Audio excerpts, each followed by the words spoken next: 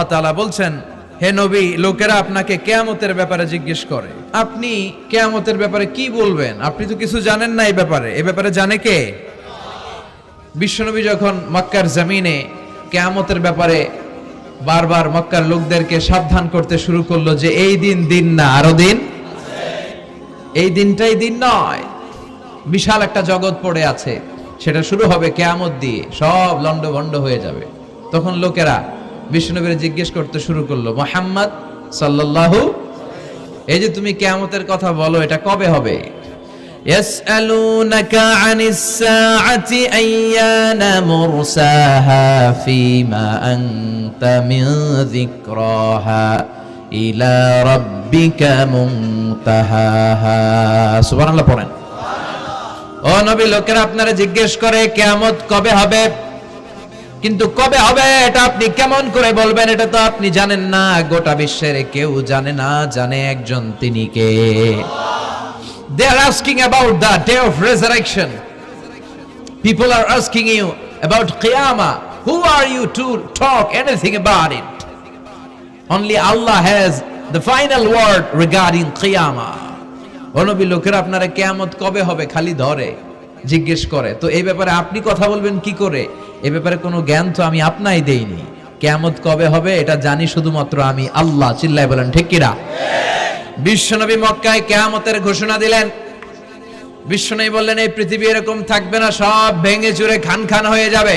আল কারিআতু মাল কারিআতু ওয়া মা আদরাকা মাল কারিআহ। বিকট একটা আওয়াজ হবে, ইসরাফিল যখন সিংহায় ফুৎকার দিবে, গোটা বিশ্বটারে মেসাকার করে দিবে কে? আবার বিশ্বনবী শোনাতে লাগলেন, ইদা জুলজিলাতিল আরদু জিলজালাহা ওয়া আখরাজাতিল আরদু আসকালাহা। বিশ্বনবী বললেন, সেদিন পৃথিবীটা কেঁপে উঠবে, মহা ভূমিকম্প হবে। জমিনের ভেতরে যা আছে, তেলের খনি, গ্যাসের খনি, স্বর্ণের খনি, সবকিছু জমিনটা বমি করে বের করে দিবে। আবার বিশ্বনবী বলতে লাগলেন, ইদা রুজ্জাতিল আরদু রাজ্জাও ওয়া বুসাতিল জিবালু বাসসা। সুবহানাল্লাহ পড়েন। জমিনটা কেঁপে উঠবে, পাহাড়গুলো ভেঙে চুরে দুমড়ে মুচড়ে যাবে, গোটা বিশ্বটা কেঁপে উঠবে, সাগরের বুকে দাউ দাউ করে আগুন জ্বলবে। সেই দিনটা হচ্ছে কিয়ামতের দিন। বিশ্বনবীর মুখ থেকে বারবার এই কিয়ামত শুনতে শুনতে কাফেরদের মনের ভিতরে ভয় ঢুকে গেছে। কাফেররা মনে মনে কয়, এই মুহাম্মদের তো কোনোদিন মিথ্যা কথা বলতে শুনি নাই। শুনছে? বিশ্বনবী ওনার পুরো জীবনে একটি মিথ্যা কথাও বলেছেন, একটি অসত্য কথাও তিনি বলেছেন? ওদের মনের ভিতরে ভয় ঢুকে গেছে, কিরে মুহাম্মদ যা বলে তাই তো হয়। এই যে মুহাম্মদ বারবার কিয়ামতের কথা বলতেছে, যদি সত্য হয়, যদি, চলো মুহাম্মদের জিজ্ঞেস করি যে এই যে কিয়ামতের কথা তুমি বলো, এটা কবে হবে? সুবহানাল্লাহ পড়বেন না? সবাই এসে জিজ্ঞেস করলো, মুহাম্মদ তুমি তো মিথ্যা বলো না, তুমি সত্যবাদী আর সাদিকাল আমিন, তুমি বলো কিয়ামত হবে, আমাদের জানতে বড় মন চায় কিয়ামত যে হবে, কিয়ামতটা কবে হবে? আল্লাহ তখনই আয়াত নাজিল করে বললেন, নবী ওরা জিজ্ঞেস করে কিয়ামত কবে হবে, কিন্তু আপনি বলবেন কেমনে? বলতে পারে একজন, তিনি কে?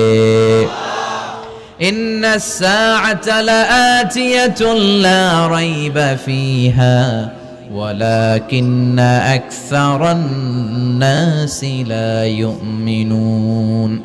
আল্লাহ বললেন কিয়ামতটা হবেই হবে, এতে কোনো সন্দেহ নাই। সন্দেহ আছে নাকি? এটা কিন্তু ঈমানের সাথে সম্পৃক্ত। কিয়ামত যে হবে, আমাদের কারো সন্দেহ আছে? কারো সন্দেহ নাই। কারো কি এমন ক্ষমতা আছে যে কিয়ামতকে আটকায় দিবে? বলেন। পৃথিবীর কোন প্রধানমন্ত্রী, প্রেসিডেন্ট, পুলিশ প্রধান, র্যাবের প্রধান, বিডিআর, সেনাবাহিনী, Donald Trump, Barack Obama, George W Bush, Vladimir Putin, Narendra Modi, পৃথিবীর কেউ এই কিয়ামতকে আটকায় রাখতে পারে? অসম্ভব। কিয়ামত হবেই, কেউ কিয়ামতকে ঠেকায় রাখতে পারবে না। এটা হবে, কিন্তু কবে হবে কেউ জানে না, একজন ছাড়া, তিনি কে? ইন্নাল্লাহা ইনদাহু ইলমুস সাআহ। আল্লাহর কাছে আছে এই কিয়ামতের জ্ঞান, কেউ এই জ্ঞান রাখে না। সাইয়েদনা জিবরাইল বিশ্বনবীকে একবার প্রশ্ন করলেন, ইয়া রাসূলুল্লাহ সাল্লাল্লাহু আলাইহি ওয়াসাল্লাম, মাতা সাআহ, এই যে আপনি কিয়ামতের কথা বলেন, এই কিয়ামতটা কখন হবে? বিষ্ণু বললেন মাল মাসউলু আনহা বিআলামা মিনাস সাইল। ও জিবরাইল, তুমি যেমনি জানো না আমিও জানি না। সুবহানাল্লাহ পড়েন। যারা জিজ্ঞেস করা হয়েছে সে জিজ্ঞাসাকারীর চেয়ে ভালো জানে না, মানে তোমার যা দশা আমারও একই দশা, তুমিও জানো না আমিও জানি না, তো জানে কে? আবার এক সাহাবী বললেন ইয়া রাসূলুল্লাহ মাতাস সাআ, কিয়ামত কবে হবে? বিশ্বনবী কোন উত্তর না দিয়ে আবার সাহাবীরে প্রশ্ন করলেন, বললেন ওয়া মাযা আ'দাতা লিস-সাআ, কিয়ামত কবে হবে জানার জন্য পাগল হলে কেন? কিয়ামতের জন্য তুমি কি প্রস্তুত করে রেখেছো? সাহাবী বলে মা আ'দাতু লাহা শাইআন ইয়া রাসূলুল্লাহ, ইয়া রাসূলুল্লাহ আমি কিয়ামতের জন্য কিছুই প্রস্তুত করতে পারি নাই, ইল্লা আন্নী উহিব্বুল্লাহ ওয়া রাসূলুহু, তবে একটা জিনিস আছে, সেটা কি? সেটা হচ্ছে আমি আল্লাহরে আর আল্লাহর রাসূলরে বড় ভালোবাসি। বিশ্বনবী বললেন ফাইন্নাকা মা আমান আহবাবতা, তুমি তো ভালো জিনিসে জোগাড় করেছো, জেনে রাখো তুমি যাদেরকে ভালোবাসো কিয়ামতের দিন জান্নাতে ঢুকে কিয়ামতের পরে জান্নাতে তাদের সাথেই তুমি থাকবা। যার সাথে যার ভালোবাসা তার সাথেই তার জান্নাত। চিল্লায় বলেন ঠিক কি না? তাহলে বোঝা গেল এই কিয়ামত হবেই, এই কিয়ামতরে কেউ ঠেকায় রাখতে পারে না। আর কিয়ামত কবে হবে এটা কেউ জানেও না, এমনকি জিবরাইলও জানতেন না। সাইয়েদনা জিবরাইল এমনকি বিশ্বনবী মুহাম্মদ রাসূলুল্লাহ সাল্লাল্লাহু আলাইহি ওয়াসাল্লামও জানতেন না, জানে শুধু একজন, তিনি কে? কিন্তু অনেকে দেখবেন ইদানিং কালে বলে ফেলে যে অমুক সালে কিয়ামত, আছে না নাই? বই করে নাই এগুলা, হ্যাঁ অনেক জায়গায় কিন্তু এরকম বলে 25 সালে কিয়ামত, 30 সালে, 35, 40, এটা বলার ক্ষমতা আপনারা দিয়েছে কে? এটা তো মিনাল উমুর আল গায়বিয়াত, অদৃশ্যের খবর। অদৃশ্যের খবর তো কেউ জানে না, কে জানে? অদৃশ্যের খবরের ব্যাপারে কিছু বলতে চাওয়া মানে অদৃশ্যের ব্যাপারে হস্তক্ষেপ করা, এটা কুফরি। কথা বলেন। এজন্য কিয়ামত কবে হবে এক্সাক্ট টাইম এটা আল্লাহ জানেন, বিশ্বনবীও জানতেন না। তবে বিশ্বনবী কিয়ামতের কিছু আলামত আমাদের সাথে শেয়ার করেছেন। হাদিসের পরতে পরতে, হাদিসের প্রামাণ্য কিতাবগুলোতে যখন আপনি পড়বেন, চ্যাপ্টারগুলোতে পড়বেন, বিভিন্ন জায়গায় বিভিন্ন নসিহাতে, বিভিন্ন আলোচনায় বিশ্বনবী মুহাম্মদ রাসূলুল্লাহ তিনি বর্ণনা করেছেন যে কিয়ামতের আগ দিয়ে গোটা বিশ্বের, গোটা পৃথিবীর সামাজিক অবস্থা, রাষ্ট্রীয় অবস্থা, পারিবারিক অবস্থা এরকম হবে। কি কি আলামত বিশ্বনবী বলে গেলেন আমাদের জানার দরকার আছে না নাই? আমরাও কিন্তু অবাক করা কোনো কাণ্ড দেখলে বলে ফেলি এটা কিয়ামতের আলামত, বলি না? কথা বলেন। আমরা যদি বেহায়াপনা দেখি, বিশেষ করে ধর্মপ্রাণ মুরব্বী যারা আছে এরা বেহায়াপনা দেখলে সহ্য করতে পারে না, এরা বলে এগুলো কিয়ামতের আলামত, আছে না নাই? কিয়ামতের আলামত। আমি এরকম দেখেছি যে একটা সন্তান মায়ের পেট থেকে ভূমিষ্ঠ হয়েছে, কিন্তু ওই সন্তানের মাথা দুইটা। কয়টা? আছে না নাই? তো এগুলো দেখলে আমরা কি বলি? কিয়ামতের আলামত। কিন্তু বিশ্বনবী কিয়ামতের আলামতের ব্যাপারে কি বললেন, আমাদের কি শোনালেন, জানতে মনে চায়? কথা বলেন, শুনতে মনে চায়? আসেন আজকের এই চমৎকার রজনীতে কিয়ামতের আলামতের ব্যাপারে, আলামাতুল কিয়ামা, আশরাতুস সাআহ, আস-সুগরা ওয়াল কুবরা, এগুলো আমরা জানার চেষ্টা করি। আপনি বিশ্বনবীর মুখনিসৃত এই বাণীগুলো যদি শোনেন যে কিয়ামতের আলামতের ব্যাপারে বিশ্বনবী কি বলেছে, শুনলে আপনার গা শিহরিয়ে উঠবে। আপনার মনে হবে বিশ্বনবী যেন এই একবিংশ শতাব্দীর দিকে তাকিয়ে তাকিয়ে বলে গিয়েছিলেন। মনে হবে যেন বিশ্বনবী বাংলাদেশের এই পরিবেশটা দেখে দেখে বলেছেন। প্রায় প্রতিটাই আমাদের সমাজের সাথে, আমাদের দেশের সাথে, আমাদের পরিবেশের সাথে খাপ খেয়ে যায়। কিয়ামতের আলামতগুলো দুই ভাগে বিভক্ত, একটু আওয়াজ করে উত্তর দিতে হবে। কয় ভাগ? একটা ছোট আলামত আর একটা বড় আলামত। চিল্লায় বলেন একটা, আরেকটা, আবার বলেন একটা, আরেকটা। বড় আলামত মোট 10টা। কয়টা? আল্লাহর মেহেরবানি 10টার একটাও প্রকাশ পায় নাই, একটাও প্রকাশ পায় নাই। কিন্তু কিয়ামতের ছোট আলামতগুলো অনেকগুলো আলামত, 30, 40, 35 এরকম হয়ে যাবে। এই ছোট আলামতগুলোর বেশিরভাগই আমাদের সমাজে প্রকাশিত হতে শুরু করেছে। যেগুলো হয় নাই এগুলো হওয়ার পথে, বেশিরভাগ সমাজে প্রকাশ পেয়ে গিয়েছে। আশরাতুস সাআ, আস-সুগরা ওয়াল কুবরা। আমরা আজকে কিয়ামতের ছোট আলামত, the minor signs of the day of judgement, কিয়ামত আসার আগ দিয়ে কি কি ছোট আলামত আমাদের সমাজে দেখা যাবে, এগুলো নিয়ে আমরা কিছু কথা শুনবো। আওয়াজ করে পড়েন ইনশাআল্লাহ। উদ্দেশ্য হচ্ছে এগুলো জেনে আমরা সচেতন হব। কি হব? আমরা আখিরাতের ব্যাপারে সচেতন হব এবং নিজেদেরকে গড়ব এবং আমলের পরিমাণ এমন ভাবে বাড়াবো যাতে আমাদের আখিরাতটা সুন্দর হয়। ঠিক কি না? আমাদের অনেকেরই এই ইখলাস জিনিসটার খুব অভাব। এটা নাই, এটার ঘাটতি। আমরা আল্লাহর কাছে কামনা করি, আল্লাহ তুমি আমাদের হৃদয় ইখলাস দিয়ে পরিপূর্ণ করো। আল্লাহুম্মা রযুকনা ইখলাস, আল্লাহ তুমি আমাদেরকে ইখলাসকে রিজিক হিসেবে দাও। এই ইখলাসের নামে কোরআনে একটা সূরাও আছে না নাই? সূরার নাম কি? কুল হুয়াল্লাহু আল্লাহুস লাম ইয়ালিদ ওয়া লাম ইয়াকুল লাহু। এখানে আল্লাহ তাওহীদের কথা বলেছেন, ইখলাসের কথা বলেছেন। এজন্য আমরা যেন ইখলাসের সাথে শুনি, ইখলাসের সাথে আমল করি। আল্লাহ তুমি তৌফিক দাও। বিশ্বনবী কিয়ামতের ছোট আলামতের ব্যাপারে যা যা বললেন সেগুলো যদি আমরা ধারাবাহিকভাবে শুনতে চাই, তাহলে প্রথমেই যে আলামতটার কথা বলতে হবে সেটা হচ্ছে বিআসাতু রাসূলিল্লাহি সাল্লাল্লাহু আলাইহি ওয়াসাল্লাম। বিশ্বনবীর এই পৃথিবীতে, এই ধরাতে আগমনটাই হচ্ছে কিয়ামতের সর্বপ্রথম আলামত। সুবহানাল্লাহ কইতে পারলেন না? বিশ্বনবীর আগমন পৃথিবীতে হয়েছে কি হয় নাই? কথা বলেন। বিশ্বনবী যে আসছেন আবার চলে গেছেন, বিশ্বনবীর এই আগমনটা হয়ে গিয়েছে পৃথিবীতে কয় বছর চলে গেল? হ্যাঁ, প্রায় 1400-1500 বছর চলে গেল, এখনো কিয়ামত হয় নাই। সুবহানাল্লাহ পড়েন। বিশ্বনবী বলতেন বুইস্তু আনা ওয়া সাআতু কাহাতাইন, আমি এবং কিয়ামত এইভাবে পিঠাপিঠি হয়ে নাজিল হয়েছে। এই আঙ্গুল থেকে এই আঙ্গুলের মাঝখানে যেমনি তেমন কোনো ব্যবধান নাই, আমি বিশ্বনবী আর কিয়ামতের মাঝখানেও তেমন কোনো ব্যবধান নাই। বিশ্বনবী সাহাবাদেরকে বুঝাতে যে প্রায় এরকম আঙ্গুল ব্যবহার করতেন, ইশারা দিতেন, আঁকা ঝোঁকা করতেন। এখন আধুনিক শিক্ষা পদ্ধতিতে এগুলো ব্যবহার হতে শুরু হয়েছে। এগুলো সব বিশ্বনবীর মেথোডোলজি। সুবহানাল্লাহ পড়বেন না? বিশ্বনবী আবার আরেক জায়গায় বলেছিলেন আনা ওয়া কাফিলুল ইয়াতীমি কাহাতাইন, আমার আঙ্গুলের দিকে দেখতেছেন? হ্যাঁ, আনা ওয়া কাফিলুল ইয়াতীমি কাহাতাইন, আমি আর ইয়াতীমের রক্ষণাবেক্ষণকারী জান্নাতে এরকম কাছাকাছি থাকবো। এই দুই আঙ্গুল যেমনি কাছাকাছি, আমি আর এতিমের রক্ষণাবেক্ষণকারী এরকম জান্নাতে থাকবো কাছাকাছি। আমরা এখন রক্ষণাবেক্ষণ করব কি? ইতিমের সম্পদ লুণ্ঠনের ক্ষেত্রে আমরা এক নাম্বার। চিল্লা এখন ঠিক কিনা? ইতিমের মাথায় হাত বুলিয়ে দিলে আল্লাহ খুশি হয়ে যায়। ইতিমদেরকে ভালোবাসলে আল্লাহ তারে ভালোবাসে। ইতিমের জন্য দান সদকা করলে তার মর্যাদা বাড়ায় দেয় কে? আমাদের এলাকাগুলোতে ইতিমখানা নাই? আমাদের সমাজে ইতিম আছে না নাই? তার বাবা নাই, তার মা নাই, ইতিম। আপনি তার ঘরে খাবার পৌঁছে দেন, আপনার আব্বার কবরটারে জান্নাতে টুকরা বানায় দিবে কে?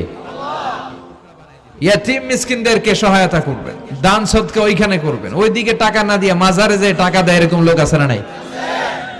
মাজারে টাকা দেওয়া যাবে অপ্রয়োজনে? মাজারে কেন টাকা দিবেন? ওখানে একজন লোক শুয়ে আছে, পড়ে আছে, উনার টাকা লাগবে? টাকা লাগবে আমগো জীবিত যারা আছে আমাদের। কথা কন। গরিব, দুস্থ, সুবিধা বঞ্চিত মানুষ যারা আছে তাদের টাকা লাগবে। এজন্য মাজারে যে মানত করা যাবে? মানত করতে হবে একজনের নামে। চিৎকার করে বলেন তিনি কে? অনেকে দেখবেন মাজারে যে মোমবাতি দিয়ে আসে, আগরবাতি দিয়ে আসে, হ্যাঁ, কাপড় দিয়ে আসে, ছাগল দিয়ে আসে, মুরগি দিয়ে আসে, গরু দিয়ে আসে, আছে না নাই? আলহামদুলিল্লাহ নারায়ণগঞ্জে এগুলা নাই। হ্যাঁ হ্যাঁ আছে। আহা, আল্লাহ তুমি বুঝার তৌফিক দাও। দেখবেন মাজারে আবার মশারিও দিয়ে রাখে, আছে না নাই? যিনি শুয়ে আছে ওনার কি মশায় কামড়ায়? তো উনি যদি মশার কামড় থেকে নিজের বাঁচাইতে না পারে, উনি আমগরে বাঁচাবে কি? কথা বলেন। আবার দেখবেন অনেক ড্রাইভার অনেক মাজারের পাশ দিয়ে যখন যায় সে গাড়ি স্লো করে ফেলে। ড্রাইভারকে জিজ্ঞেস করেন যে তুমি স্লো করলা কেন? সে বলে এখানে বাবার মাজার, বাবা অনেক গরম। গাড়ি উল্টায়া দিবার পারে। কি করতে পারে? আচ্ছা, গাড়ি উল্টালে কি হয়? দুর্ঘটনা হয়, মানুষ মারা যায়। যারা মানুষ মারে এরা কি বাবা নাকি ডাকাত? তো এ কেমন আল্লাহর ওলি, সে মানুষ মেরে ফেলে। আপনি একটু আকল খাটালে আপনি বুঝতে পারবেন যে এগুলোর সাথে ইসলামের কোনো সম্পর্ক নাই। ইসলাম শিখায় চাইতে হবে একজনের কাছে, ইদা সাআলতা ফাসআলিল্লাহ, ফরিয়াদ করবা তো কার কাছে করব? চাইতে হবে কার কাছে? ছেলে চান কে দিবে? মেয়ে চান কে দিবে? ছেলে মেয়ে দুইটা চান কে দিবে? ব্যবসায় সফল হতে চান কে দিবে? জান্নাতি হতে চান কে দিবে? আল্লাহ ছাড়া কেউ কিছু দিতে পারে? বিশ্বনবী মুহাম্মদ রাসূলুল্লাহ সাল্লাল্লাহু আলাইহি সাল্লাম কি আমাদের কিছু দিতে পারে? না। এজন্য ওনার কবরে যেও চাওয়া যায় না, ওনারে সালাম দেওয়া যায়। ওখানে যে বিশ্বনবীকে সালাতু সালাম পাঠানো যায়, কিন্তু বিশ্বনবীরে বলা যায় না ইয়া রাসূলুল্লাহ আমার একটা মেয়ে দেন, আমার একটা ছেলে দেন, ইয়া রাসূলুল্লাহ আমার নির্বাচনে পাশ করাইয়া দেন। এখন নির্বাচন আসছে নতুন না, প্রায় দেখি অ্যানাউন্সমেন্ট চলতেছে কাউন্সিলর নির্বাচন। তো বিশ্বনবীর কবরের সামনে দাঁড়িয়েও চাওয়া যায় না। তো বিশ্বনবীর কবরের সামনে দাঁড়িয়ে কিছু চাইলে সৌদি পুলিশ হাতের মধ্যে লাঠি দিয়ে বাড়ি মারে, দাঁড়াতেই দেয় না। যে এখানে কি চাও তুমি? সামনে কেবলা, কেবলামুখী হও। এই বিশ্বনবী যার কাছে যাইতেন তার কাছে যাও, তিনি ছাড়া কিচ্ছু করার ক্ষমতা গোটা বিশ্বে কারো নাই। আল্লাহর ধনভাণ্ডার কত বিশাল! তিনি আমাদের সবাইকে যদি জান্নাতুল ফেরদাউস দিয়ে দেয়, ওনার জান্নাতের মধ্যে ঠেলাঠেলি হবে তো না? কথা কন। বিশ্বনবী 8টা জান্নাতের যে স্টেজ, এই 8টার সবগুলাই থাকবে না, উনি থাকবে জান্নাতুল ফেরদাউস। কোনটায় থাকবে? তাহলে আমরা থাকবো কই?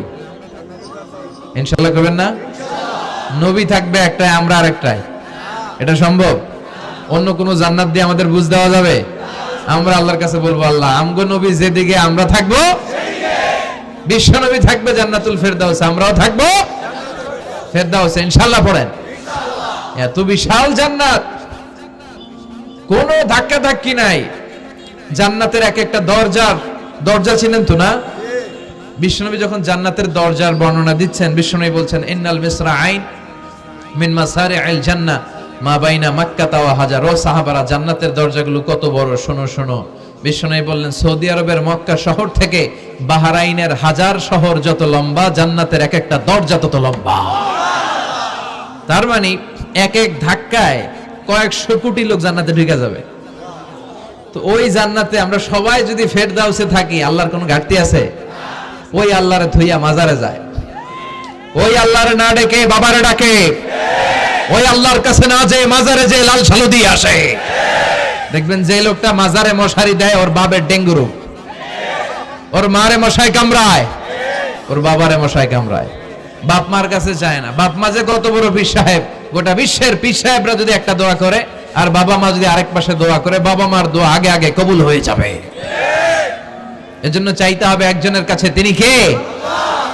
বিশ্বনবী যখন বুঝাতেন, মাঝে মাঝে হাতের ইশারায় বুঝাতেন। সুবহানাল্লাহ পড়েন। বিশ্বনবী যখন বুঝাতেন, মাঝে মাঝে প্রশ্ন করে বুঝাতেন, মাঝে মাঝে প্রশ্ন করে বুঝাতেন। He use to throw question to the audience. শ্রোতাদেরকে প্রশ্ন ছুড়ে দিতেন। প্রশ্ন ছুড়ে দিলে কি লাভ জানেন? শ্রোতারা ভাবতে শুরু করে উত্তরটা কি, কি এই প্রশ্নের উত্তর। যখন উত্তরটা করতে পারে না, তখন বিশ্বনবী উত্তর বলে দিতেন। যখন উত্তর করতে যে ঠেকে যায় একটা ঠেকা ঠেকা ভাব, তখন যখন উত্তরটা জানা হয়, ওই উত্তর আর ভোলা হয় না। কথা বলেন। বিশ্বনবী সাহাবাদেরকে প্রশ্ন করলেন, ইন্না মিনাশ শাজারাতি শাজারাতুন লা ইয়াসখুতু ওয়ারাকুহা। ও সাহাবারা, গাছের মধ্যে, বৃক্ষলতার মধ্যে এমন একটা বৃক্ষ আছে, এমন একটা গাছ আছে, যেই গাছের কোনো পাতা ঝরে না। মাসালুহা কামাসালুল মুমিন। ওই গাছের দৃষ্টান্ত মুমিনের দৃষ্টান্তের মতো। বলো তো, হাদ্দিসুনি মা হিয়া, দেখি তোমরা পারো কিনা ওই গাছটা কি? কেউ পারে না।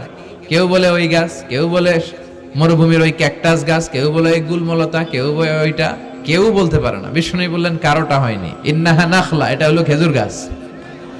সাহাবারা ভাবসারে খেজুর গাছ তো প্রত্যেক ঘরের পিছনে পিছনে, এটা ধরছে নাকি? ধরলে তো কঠিনটাই ধরবে। এজন্য সাহাবাদের প্রত্যেক বাড়ির পাশে খেজুর গাছ। ওইদিকে মন যায় না, মন গেছে দূরে, দেখি তো কোন গাছ, খুঁজে পায় না। সুবহানাল্লাহ পড়েন। এই যে বিশ্বনবীর শিখানোর পদ্ধতি, education system, how to teach the children, আপনি ছাত্রদেরকে কিভাবে পড়াবেন, এটা বিশ্বনবী হাতে কলমে আমাদেরকে শিখিয়ে গিয়েছে।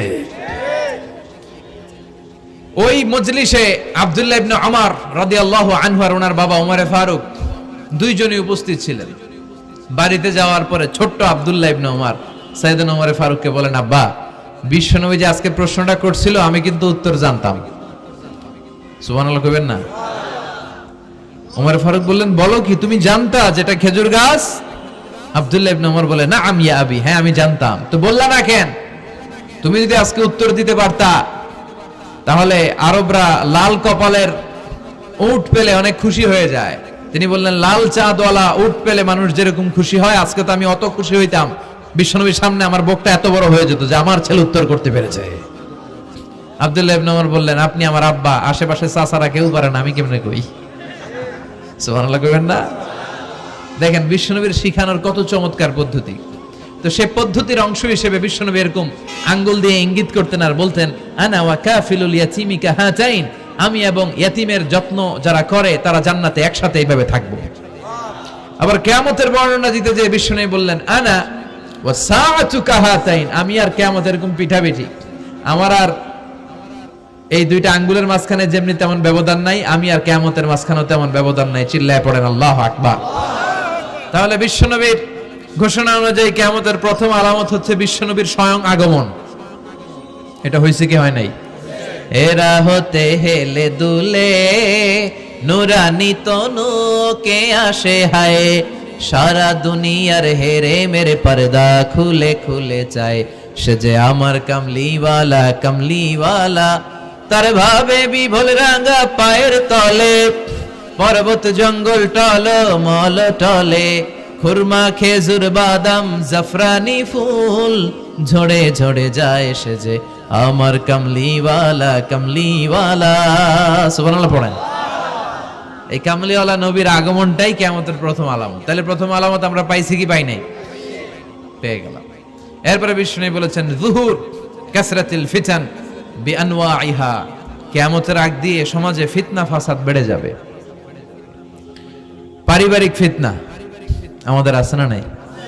সামাজিক ফিতনা, একটু আওয়াজ করে উত্তর দিবেন। রাষ্ট্রীয় ফিতনা, নারী ঘটিত ফিতনা, খালি ফিতনা আর ফিতনা। আপনি যেদিকে তাকাবেন ওইদিকেই ফিতনা।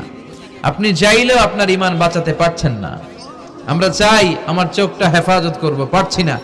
ইউটিউবে ঢুকলাম, জাকির নায়েকের লেকচার শুনবো, ইউটিউবে ঢুকলাম, শায়েখ সুদাইসের তেলাওয়াত শুনবো, ওদিকে তেলাওয়াতও বাজে আর নিচে সাজেস্টেড ল্যাংটা ভিডিও আছে না নাই? কই যাব আমরা? কিভাবে বাঁচাবো আমাদের চোখ? বায়ে অশ্লীলতা দেখে ডানে তাকায়, দেখি ওদিকে অশ্লীলতা, আবার বায়ে তাকায়, ওখানে অশ্লীলতা, সামনে তাকাই অশ্লীলতা, আবার পেছনে তাকাই অশ্লীলতা, নিচে তাকাই অশ্লীলতা, উপরে তাকাই ওদিকে অশ্লীলতা। আমরা যাব কই? আর নাযার সাহামুন মাসমুম মিন সিহাম ইবলিস, এই দৃষ্টি শয়তানের বিষ মাখানো তীরবানের মধ্য থেকে ভয়ঙ্কর তীর। এই তীর দিয়ে শয়তান যুবক যুবতীদেরকে কাবু করে ফেলে। একটা যুবক যুবতীর মধ্যে প্রথমে আই কন্টাক্ট হয়। কি হয়? প্রথমে আই কন্টাক্ট, চোখে চোখে একটা ভাব বিনিময় হয়, হ্যাঁ। এরপরে এসএমএস এর আদান প্রদান হয়, কথা বলেন। এরপরে ডেটিং হয়, ডেটিং কি হয়? এরপর হয় গার্লফ্রেন্ড বয়ফ্রেন্ড, আছে না নাই? এগুলো ভুইঘরে নাই? ভুইঘরের ছেলেপেলেরা আল্লাহওয়ালা, হ্যাঁ। কি ভয়ঙ্কর অবস্থা। আমরা ছোটবেলায় এই সমস্ত গার্লফ্রেন্ড বয়ফ্রেন্ড কি বুঝতামই না। এখন ক্লাস 5 থেকে শুরু, ক্লাসে যারা যারা আছে ভাগাভাগি হয়ে যায়, কোনটা কার, আছে না নাই? কয় এইটা আমার, মানে আমার ফ্রেন্ড, এটা আমার এই কি ফ্রেন্ড, গার্লফ্রেন্ড, এটা আমার গার্লফ্রেন্ড, তো এটা তোর গার্লফ্রেন্ড, আছে না নাই? আবার এটারে সংক্ষেপ করছে, কয় জিএফ। কি কয়? তোমাদের এগুলা নাই তো? হ্যাঁ আছে, অর্ধেক কয় আছে, অর্ধেক কয় নাই। খুব চালাক এরা। প্রিয় ভাইয়েরা, এগুলো আমাদের সংস্কৃতি নয়। বিবাহ বহির্ভূত যে কোনো ধরনের নারী পুরুষের সম্পর্ককে হারাম করেছে কে? আসুন আমরা বিয়েটাকে সহজ করি, আর্লি ম্যারেজ ক্যাম্পেইন করি। আর কত বলবো, যতদিন বেঁচে থাকি বলবো, বিয়েটারে সহজ করে দেন। ছেলের বাবা যারা আছেন, মেয়ের বাবা যারা আছেন, বিয়েটা সহজ করে দেন। তা না হলে এই যে 14ই ফেব্রুয়ারি গুলো যায়, আছে না নাই? কি নাম? কি বিশ্ব বেহায়া। আহা, এগুলো আগে ছিল না, এগুলো সব কিয়ামতের আলামত। চিল্লা এখন ঠিক কিনা? এই দিবসগুলোতে আপনার উঠতি বয়সের তরুণী মেয়ে, আপনার ছেলে যে পাপগুলো করে বিয়ে না করার কারণে, এই পাপগুলোর একটা পার্সেন্টেজ গুনাহ আপনার আমলনামায় আছে না নাই? এজন্য খবরদার, বাবা মা যারা আছেন ছেলে মেয়েদেরকে সময় মতো বিয়ে করিয়ে দেন। আমাদের দেশে বিয়ে অনেক সময় অনেক দেরি হয়ে যায়, বিশেষ করে ছেলেদের দেরি হয়ে যায়। বলে তুই নিজের পায়ে দাঁড়া। তো এতদিন ও কার পায়ে দাঁড়াইছে? ও তো নিজের পায়ে দাঁড়িয়েছে, একটু সহযোগিতা করেন না আপনি, বিয়েটা সহজ করে দেন। বিয়ের চেয়ে ভালো কাজ পৃথিবীতে নাই। হ্যাঁ, ইয়াং পোলাপানরা অনেক খুশি হয়ে গেছে। হ্যাঁ, বিয়ে করবে তোমরা, বিয়ে বহির্ভূত জিএফ বিএফ এর দরকার আমাদের নাই। চিল্লায় বলেন ঠিক কিনা? এগুলোর বিরুদ্ধে আমাদের জিহাদ। ইসলামের ইমেজকে, আমাদের মোরালিটি, আমাদের এথিক্যাল স্ট্যান্ডিং পয়েন্ট যেখানেই নষ্ট হবে, ওগুলোর বিরুদ্ধে আমাদেরকে সোচ্চার হতে হবে। এই নৈতিকতার অবক্ষয় হতে হতে এমন পর্যায়ে ঠেকেছে বাংলাদেশটা এখন জাহান্নামের টুকরা হয়ে গিয়েছে। এখন মেডিকেলের ডাস্টবিনে ছোট্ট ছোট্ট নবজাতক বাচ্চার লাশ পাওয়া যায়। এগুলো সব 14ই ফেব্রুয়ারি পালনের ফসল। এগুলোর সাথে মুসলমানদের কোনো সম্পর্ক থাকতে পারে না। এগুলো ইসলামের সাথে কোনো সম্পর্ক নাই। এগুলো হচ্ছে পাশ্চাত্য থেকে আমদানি করা, পার্শ্ববর্তী দেশ ভারত থেকে আমদানি করা। আমাদেরকে যে ইসলামের সুশীতল বাণী বিশ্বনবী শিখিয়েছেন, আমাদের জানিয়েছেন, দ্যাটস এনাফ ফর আস, এটাই আমাদের জন্য যথেষ্ট। এজন্য এই যুগটা হচ্ছে, বিশ্বনবী বললেন, ফিতনার যুগ। আখিরি জামানায় জ্বলন্ত আগুনের কয়লা নিয়ে হাতে রাখাটা সহজ হয়ে যাবে, কিন্তু ঈমান নিয়ে টিকে থাকা কঠিন হয়ে যাবে। আপনি চাইলেও ভালো থাকতে পারবেন না, আপনি হকের কথা চাইলেও বলতে পারবেন না। ঝুঁকি আছে না নাই? গুম আছে না নাই? ক্রস ফায়ার আছে না নাই? কে কোন দিক দিয়ে গুম টেরি পাওয়া যাবে না। কিন্তু এই হকের রাস্তা আমরা ছাড়বো না। বিশ্বনবী বললেন, ফিতনা বেড়ে যাবে। আপনি হক হালাল মেনটেন করতে চান কিন্তু পারবেন না।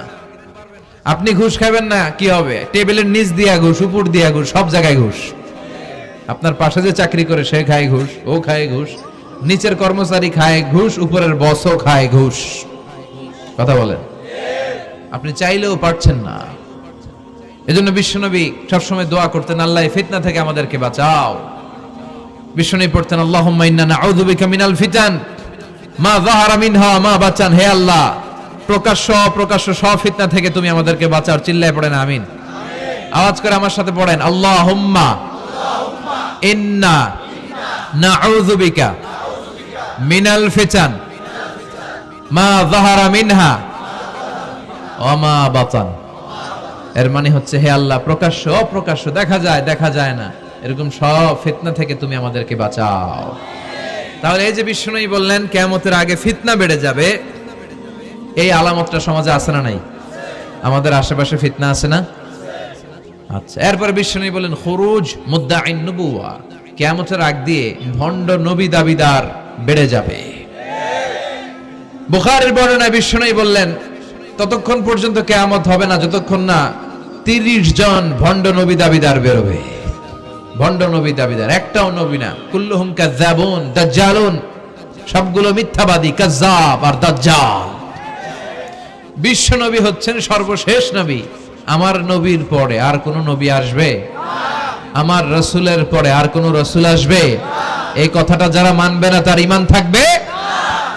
মা কানা মুহাম্মাদুন আবা আহাদিম মির রিজালিকুম ওয়ালাকিন রাসূলুল্লাহি ওয়া খাতামান নাবিয়্যিন। মুহাম্মদ তোমাদের কোন ছেলেদের পিতা নয়, তিনি হলেন আল্লাহর রাসূল, তিনি হলেন শেষ রাসূল, খাতামান নাবিয়্যিন। সাইয়েদনা আদম থেকে শুরু করে নবী আসার যে ধারাবাহিকতা, এটা বিশ্ব নবীর মাধ্যমে এই চেইনটাকে কাট আপ করে দিয়েছে কে? আমার নবীর পরে কোনো নবী নাই। বিশ্বনবী বলতেন, লা নাবিয়্যা বা'দি ওয়ালা রাসূলা, আমার পরে নবীও নাই রাসূলও নাই, তবে লাউ কানা বা'দি নাবিয়্যুন লাকানা উমর, আমার পরে যদি কেউ নবী হতো আমার সাহাবী ওমর নবী হয়ে যেত। প্রভু তুমি বলেছো রাসূল দেবে না, বলনি দেবে না ওমর, বলনি দেবে না হামজা তারিক, খালিদ বিজয়ী সমর। প্রভু তুমি বলেছ রাসূল দেবে না, বলনি দেবে না ওমর, বলনি দেবে না হামজা তারিক, খালিদ বিজয়ী সমর। প্রভু তুমি বলেছ রাসূল দেবে না। সুবহানাল্লাহ পড়েন। ওমর ফারুক নবী হয়ে যেত, এমন কোয়ালিটি ছিল। আসাদুহুম ফি আমরিল্লাহি আমার, আল্লাহর আইন বাস্তবায়নের ক্ষেত্রে গোটা বিশ্বের মধ্যে সবচেয়ে শক্ত ছিলেন সাইয়েদনা ওমর। আর এই উম্মতের মধ্যে সবচেয়ে নরম দিলের ছিলেন সাইয়েদনা আবু বকর। আরহামু উম্মতি বি উম্মতি আবু বকর। তিনি যখন নামাজে দাঁড়াতেন, সালাতে দাঁড়াতেন, উনি যখন তেলাওয়াত শুরু করতেন, ওনার কান্নার আওয়াজে তেলাওয়াতের আওয়াজ বোঝা যেত না। আর আমাদের নামাজে কান্না আসে? হ্যাঁ, নামাজে দাঁড়াইলেই সারাদিন যেটা মনে পড়ে না ওটা নামাজে দাঁড়াইলেই মনে পড়ে। আছে না নাই? নামাজেও দাঁড়ায়, আবার বিপিএল এ কি হইলো ওই টেনশন আছে না নাই? নামাজও পড়ে, আবার মাশরাফি কি আউট, এখন তো আবার উনি কি এমপি না, মাননীয় এমপি মাশরাফি। এমপি বললে কেমন যেন লাগে, শুধু মাশরাফি বলতে ভালো লাগে, কথা কন। তো উনি কি আউট নাকি ছক্কা, এই টেনশন গুলো আছে না নাই? এই তো আমাদের নামাজ। এই নামাজগুলো মিজানের পাল্লায় উঠালে কোনো ওজন হবে? কথা বলেন। বিশ্বনবী যখন সালাত পড়তেন, বিশ্বনবীর পা গুলো ফুলে, হাত্তা তাতাওয়াররামু খাদামা, টিউমার যেমনি ফুলে থাকে, বিশ্বনবীর পা গুলো ফুলে যেত। তাহাজ্জুদ পড়তে পড়তে দাঁড়িয়ে থাকতে থাকতে হাত দুইটা প্যারালাইজড হয়ে যেত, আর নাড়াতে পারে না। এরপরে তিনি হাত ছেড়ে দিতেন প্রশান্তির জন্য, এরপরে হাত ছেড়ে দিয়ে কেরাত পড়তেন, আবার যখন ভাল লাগতো আবার ধরতেন। সুবহানাল্লাহ পড়ে। আলী কারামাল্লাহু ওয়াজহার পায়ের ভেতরে এক যুদ্ধে তীর ঢুকে গেল। এই তীর টেনে বের করা যায় না, তীর টান দিলে উনি চিৎকার মারে, জখম হয়েছে অনেক ভিতরে। বিশ্বনবী বললেন, আরিহনা বিসসালাহ ইয়া বিলাল, আকিমিস সালাহ, বেলাল আজান দাও, নামাজ শুরু করি। নামাজ শুরুর আগে আরেক সাহাবীরে বললেন, আলী যখন জামাতের কাতারে দাঁড়াবে, তুমি নামাজে না দাঁড়িয়ে আলীর পায়ের সামনে যে ওই পায়ের তীরটা টান দিয়ে বের করবা। সুবহানাল্লাহ পড়েন। একামত হলো, বিশ্বনবী সালাত শুরু করলেন। বিশ্বনবীর কথা অনুযায়ী ওই সাহাবী যে আলী কাররামাল্লাহু ওয়াজহার পা থেকে টান দিয়ে তীরটা বের করে নিয়ে আসলেন, ফিনকি দিয়ে রক্ত বের হলো, জায়গাটা রক্তে সয়লাভ, কিন্তু সাইয়েদনা আলী কাররামাল্লাহু ওয়াজহা টেরই পায় নাই। সালাত শেষ, উনি দেখেন পায়ের মধ্যে তীর নাই, রক্তের সয়লাভ, যেখানে দাঁড়ালেন ওখানেই খালি রক্ত। বিশ্বনবীরে বললেন, ও নবী আমার পায়ের তীর কই? বিশ্বনবী বললেন, আলী রে, আমি জানি তুমি যখন যায় নামাজে নামাজের জন্য দাঁড়িয়ে যাও, দিন দুনিয়ার হুঁশ তোমার থাকে না, তোমার হৃদয়টা এখানে থাকে না, দেহটা এখানে থাকে, হৃদয়টা চলে যায় আল্লাহর আরশের উপরে। উনাদেরও নামাজ, আমাদেরও। সাহাবারা যখন মরুভূমিতে নামাজ পড়তেন, মরুভূমির পাখিগুলো এসে সাহাবাদের মাথার উপরে বসে যেত।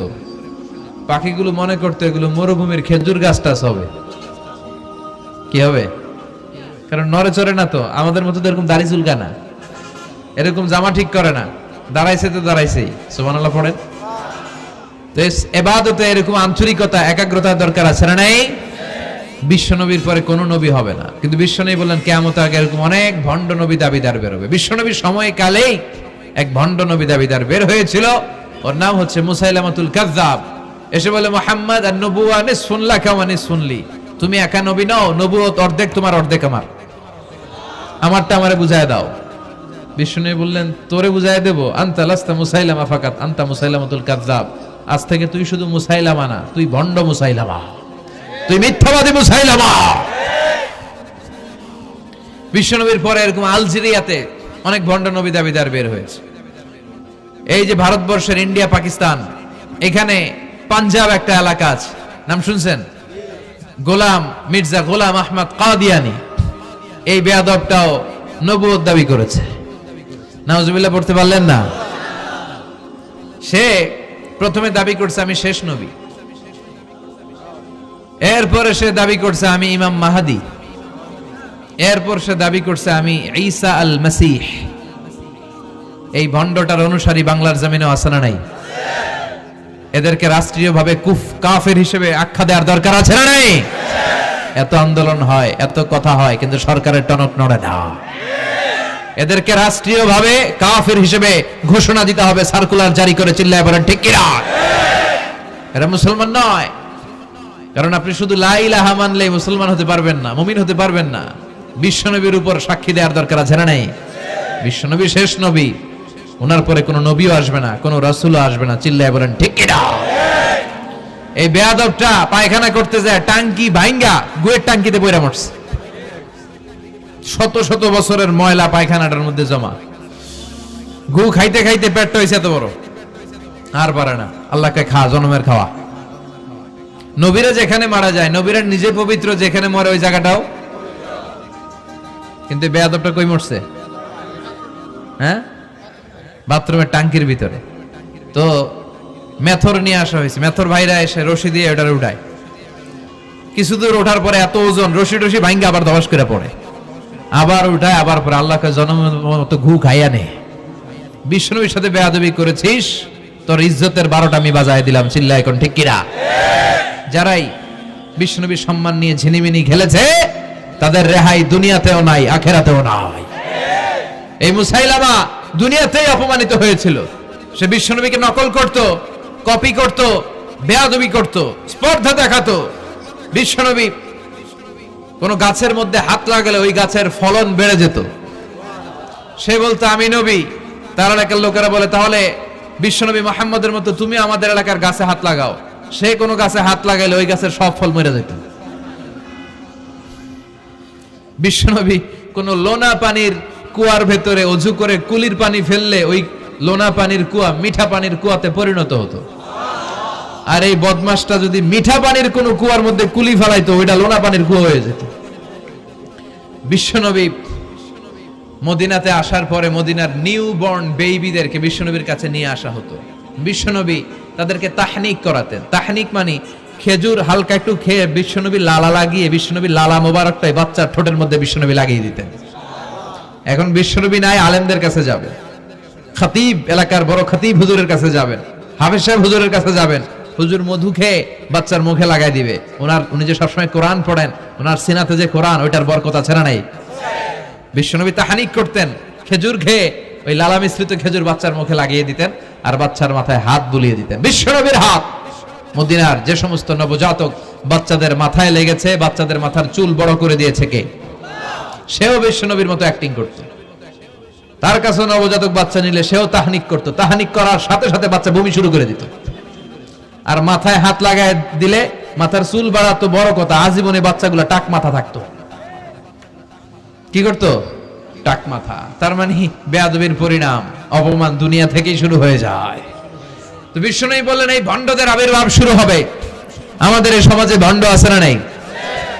দুদেল বান্দা কালমা চোর, না পায় শ্মশান না পায় ঘোর, দিন থাকিতে আয়রে পথে ছাইড়া দে ভণ্ডামি, ভণ্ডামি ভণ্ডামি ভণ্ডামি, ছাইড়া দে ভণ্ডামি।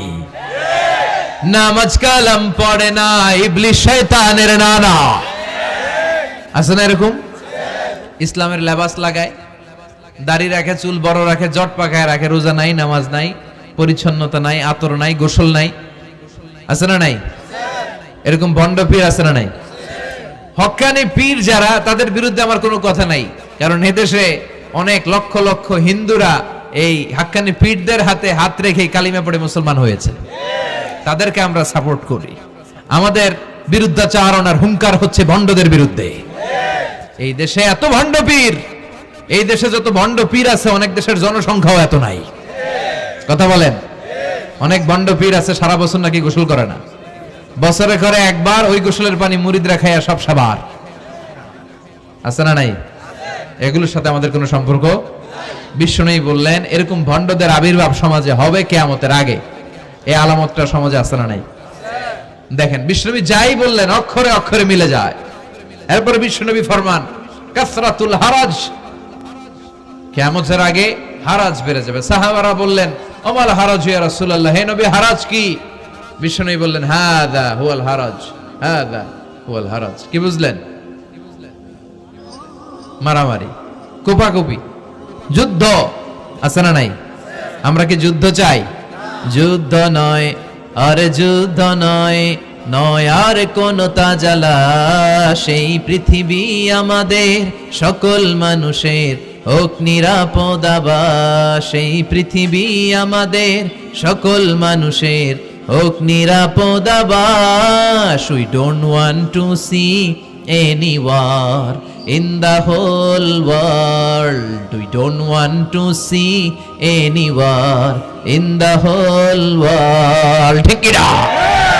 আমরা কোনো যুদ্ধ দেখতে চাই না, মারামারি দেখতে চাই না, অন্যায় হত্যাকাণ্ড বিচার বহির্ভূত কোন হত্যাকাণ্ড আমরা এদেশে দেখতে চাই না। বিশ্বনবী বললেন কিয়ামতের আগে এগুলো বেড়ে যাবে। বিশ্বনবী বললেন যে হত্যা করবে সে জানবে না কেন আমি হত্যা করলাম। এরকম হত্যা দেশে আছে না নাই? উপরের নির্দেশ, উপরের টেলিফোন, শুট করো, পোশাকি বাহিনী পিস্তল আছে, শুট করে দিল, কিন্তু কেন সে মারলো ওই সৈনিক জানে না। এরকম আছে না নাই? আবার যে নিহত হইল সেও জেনে মরতে পারলো না যে আমি কেন মরলাম। কথা কন। আহা, এই বাংলার বিভিন্ন নদীতে, মাঠে ঘাটে হাত বাঁধা, পা বাঁধা, চোখ বাঁধা, বস্তাবন্দি করা লাশ পাওয়া যায় কি যায় না? এই দুনিয়ায় তারা বিচার পায় নাই, কিন্তু এগুলোর বিচার আছে না নাই? এগুলোর বিচার যদি না থাকতো, the worldly life will be a joke. এই পৃথিবীটা একটা জোকিং হইতো, জোকিং। জোক করার জন্য আল্লাহ পৃথিবী বানায় না। যেগুলোর বিচার এই জমিনে আমরা পাই নাই, সেগুলোর বিচার আখিরাতে হবে। সেদিন হবে আসল বিচার, সেদিন হবে ফাইনাল খেলা। সেদিন হবে কি খেলা? বিশ্বাস হয়? অপেক্ষা আছে না নাই? সবগুলোর বিচার হবে ইনশাআল্লাহ। পড়েন।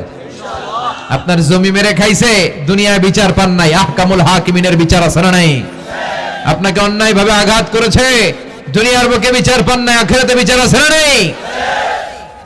বিশ্বনবী বললেন এই মারামারিটা বেড়ে যাবে কিয়ামতের আগে। এখন দেখেন খালি মারামারি, কোপাকুপি। 2 টাকার টেম্পু ভাড়া লইয়া একজন আরেকজনের মেরে ফেলাইছে। কয় টাকার?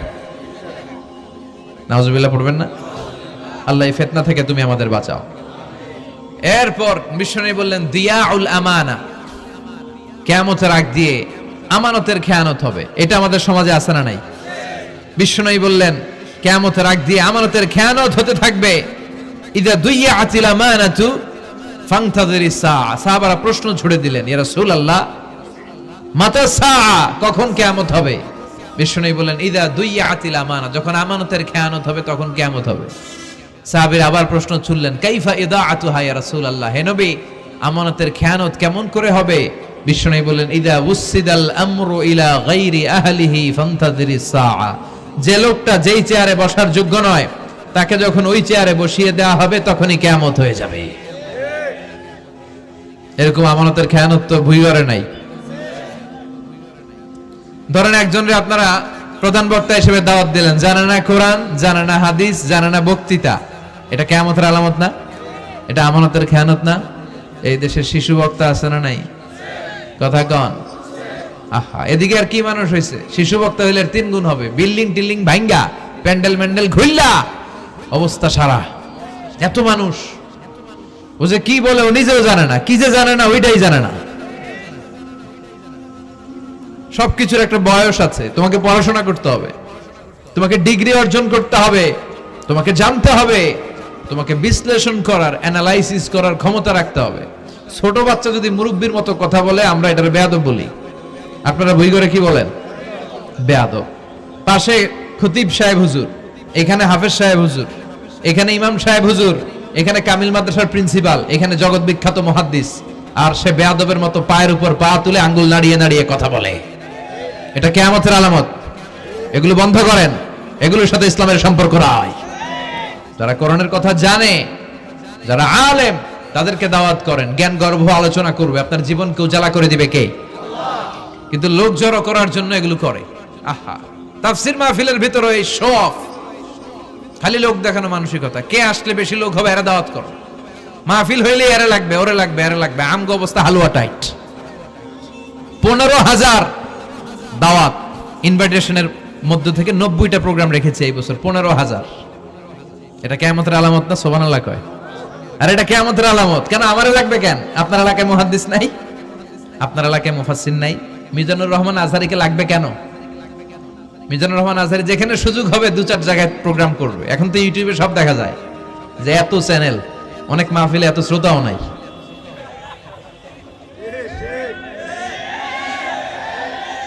কথা কন, এখন কোথাও যেতে পারি না। আজকে এয়ারপোর্ট থেকে আসার পথে, এয়ারপোর্ট থেকে বের হইতে লাগতেছে আধা ঘন্টা।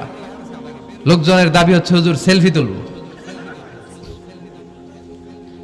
সেলফি তুলবো, তাও বিভিন্ন অঙ্গভঙ্গি করে, এরকম মুখ বাঁকা করে, এরকম হাত বাঁকা করে। আমি বললাম কি স্টাইল? কয় এটা গ্যাংনম স্টাইল। আছে না নাই?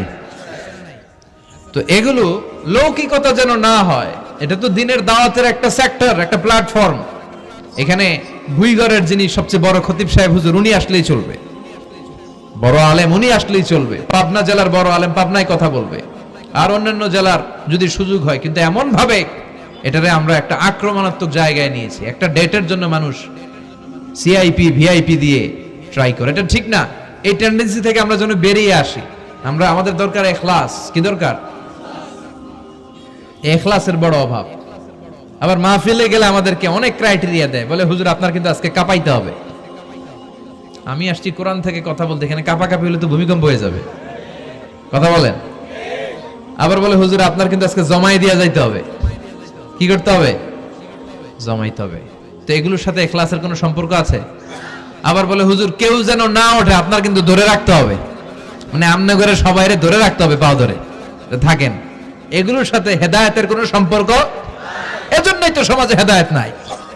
মাহফিলের পরে মাহফিল হয়, ফজরের নামাজটা ঠিকমতো হয় না। হেদায়েত শূন্য, হেদায়েত নাই, ইখলাস নাই। কি উদ্দেশ্যে শুনতেছি এটা যেন খেয়াল করে আমল করতে পারে, এই টেন্ডেন্সিটা নাই। আসুন আমরা একটু থামি।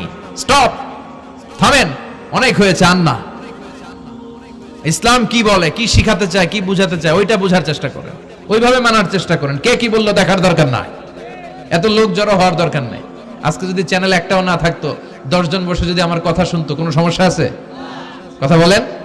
এজন্য হেদায়েতটা সবচেয়ে বেশি জরুরি, ইখলাসটা জরুরি, আল্লাহর প্রতি ভয়, আস্থা, ভালোবাসা, এটা বেশি জরুরি। আল্লাহ তুমি ইখলাস দিয়ে আমাদের হৃদয়টাকে পূর্ণ করো। তাহলে এই যে লোক যে চেয়ারে বসার যোগ্য না, ওই লোক যদি ওই চেয়ারে বসে, কিয়ামতের আলামত আছে না নাই? চেয়ারম্যান হওয়ার যোগ্যতা যদি না থাকে, যদি চেয়ারম্যান হয়ে যায়, হ্যাঁ, সাইয়্যিদুল কওমি খাদিমুহুম, নেতা হবে তারা যারা মানুষকে খেদমত করবেন। খেদমত করার জন্য 1.5 কোটি টাকা খরচ করে চেয়ারম্যান ইলেকশন করে, 5 কোটি টাকা। এগুলো কেন? এই ট্রেডিশন দেশে আসলো কেন? উনি টাকা খরচ করবে কেন? ওনার চা খাওয়ানো আর সিগারেট খাওয়ানো লাগবে কেন? উনি তো আমাদের খাদেম হওয়ার জন্য আসছে। উনি জনপ্রতিনিধি হয়ে দাঁড়াবে, যাকে আপনারা পছন্দ করবেন ভোট দিবেন না। হাজার হাজার কোটি টাকা, শোডাউন, শো অফ আছে না নাই? কিয়ামতের আলামত। মসজিদের সভাপতির সাথে মসজিদের কোনো সম্পর্ক নাই, আছে না নাই? সব সভাপতিকে আমি এক পাল্লায় মেপে দিচ্ছি না, বেশিরভাগের এই অবস্থা। ভালো 2-1 আছে, আমি জেনারেলাইজ করছি না। সভাপতি তো হবেন তিনি যার সাথে মসজিদের দরদ বেশি, মায়া বেশি, মসজিদে যায় বেশি, ঠিক কি না? এখন বছরে ওনারা একবার খুঁজে পাওয়া যায় না উনি সভাপতি, উনি সেক্রেটারি, উনি ক্যাশিয়ার, আছে না নাই? তার মানে উনি এখানে বসার যোগ্য ছিল না, ওনারে বসানো হয়েছে। যেই লোক যেই চেয়ারে বসার যোগ্য নয়, তারা যখন ওই চেয়ারে বসিয়ে দেওয়া হবে, বিশ্বনবী বললেন তখনই কিয়ামত হয়ে যাবে। কিয়ামতের আলামত আমানতের খেয়ানত, এটা অনেক বড় বিষয়। আমার সম্পদ আছে, এই সম্পদটা আল্লাহর দেয়া আমার কাছে আমানত। আমার শক্তি আছে, এই শক্তি আমানত। যুবক যারা আছো, তোমাদের যৌবনটা আল্লাহর দেয়া, তোমাদের কাছে সবচেয়ে বড় নেয়ামত এবং আমানত। তোমরা এখন চাইলে অনেক কিছু করতে পারো। তোমাদের একটা সদিচ্ছা তোমাদের এলাকাটারে জান্নাতি বানিয়ে দিতে পারে। তোমরা চাইলে সাগরের স্রোতকে পাল্টে দিতে পারো, বাতাসের গতিকে উল্টে দিতে পারো, তোমরা ইতিহাস রচনা করতে পারো। বিশ্বনবী যখন তোমাদের মতো যুবক ছিল, তিনি হালাফুল ফুদুল, যুব সংঘ করেছেন। গানের কনসার্ট করে নাই, যাত্রাপালা করে নাই, নাচানাচি করে নাই। উনি হাতে হাত রেখে বলেছেন মক্কার বুকে কোনো টেন্ডারবাজি থাকবে না, মক্কার জমিনে কোনো চাঁদাবাজি থাকবে না, ধর্ষণ থাকবে না, মক্কার জমিনে কোনো দুর্নীতি চলবে না। যুবকদেরকে নিয়ে উনি এই কাজগুলো করেছেন। এখন একটার পর একটা আমানত আমরা খেয়ানত করে চলি। আমার সম্পদ আমার আমানত, আমার ছেলে মেয়ে আমার আমানত।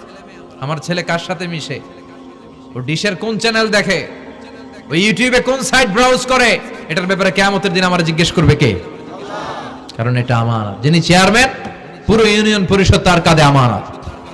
যিনি এমপি, ওনার এলাকায় কি ঘটে না ঘটে এটা খোঁজ খবর নেওয়া তার আমানত। মেম্বার অফ দ্য পার্লামেন্ট যিনি আছেন এই এলাকার, তার এলাকায় যদি ইয়াবার আড্ডা বসে, গাঞ্জার আসর বসে, এটার দায়ভার তিনি এড়াতে পারেন না। তার এলাকায় ধর্ষণ হলে এটার দায়ভার তিনি এড়াতে পারেন না। এটা তো আমানত। যিনি মন্ত্রী, পুরো মন্ত্রণালয় এটা তার কাঁধে আমানত। যিনি মাননীয় প্রধানমন্ত্রী, আমার 56,000 বর্গ মাইলের প্রতিটা ইঞ্চি মাটি তার হাতে আমানত। এটা অনেক বড় বিষয়। আর মুমিনের বৈশিষ্ট্য হচ্ছে ওয়াল্লাযীনা হুম লিআমানাতিহিম ওয়া আহদিহিম রাউন। যারা বিশ্বাসী তারা কথা দিয়ে কথা রাখে আর আমানতের খেয়ানত করে। এজন্য আমানত পূর্ণ করতে রাজি আছেন? যেখানেই আমানত নষ্ট হবে সেখানেই কিয়ামতের ভয় আছে না নাই? দেখেন বিশ্বনবী কত চমৎকার করে দার্শনিকের মতো বলে গেলেন, যাই বলে গেলেন তার পুরোটাই সমাজের সাথে মিলে যায়। আমরা যেন আমানতের খেয়ানতকারী না হই, আমরা যেন আমানতকে সংরক্ষণ করতে পারি। আল্লাহ তুমি তৌফিক দাও। এরপর বিশ্বনবী বললেন আত-তাতাউল ফিল বুনিয়ান, কিয়ামতের আগে বড় বড় টাওয়ার বানানোর প্রতিযোগিতা শুরু হয়ে যাবে। আছে না নাই? আজকে নারায়ণগঞ্জে ঢুকে, এটা যে নারায়ণগঞ্জ এটা আমি চিনতেই পারতেছি না। এত সুন্দর হাইওয়ে, এত বিল্ডিং, বিশাল বিশাল টাওয়ার, আগে ছিল এগুলো? কথা বলেন। আরব বিশ্বে দেখবেন বুর্জ আল খলিফা, জমজম টাওয়ার, এই টাওয়ার ওই টাওয়ার, একটার পর একটা টাওয়ার।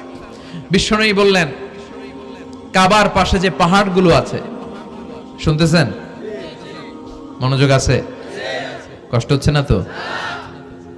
কাবার পাশে যে পাহাড়গুলো আছে, কাবার পাশের টাওয়ারের উচ্চতা যদি পাহাড়ের চেয়ে উঁচু হয়ে যায়, ফাআলাম ফাইন্নাল আমরা কদ আযাল্লাক, জেনে রাখো কিয়ামত বেশি দূরে নাই, কিয়ামতের ছায়া তোমার উপরে ছায়া দিচ্ছে।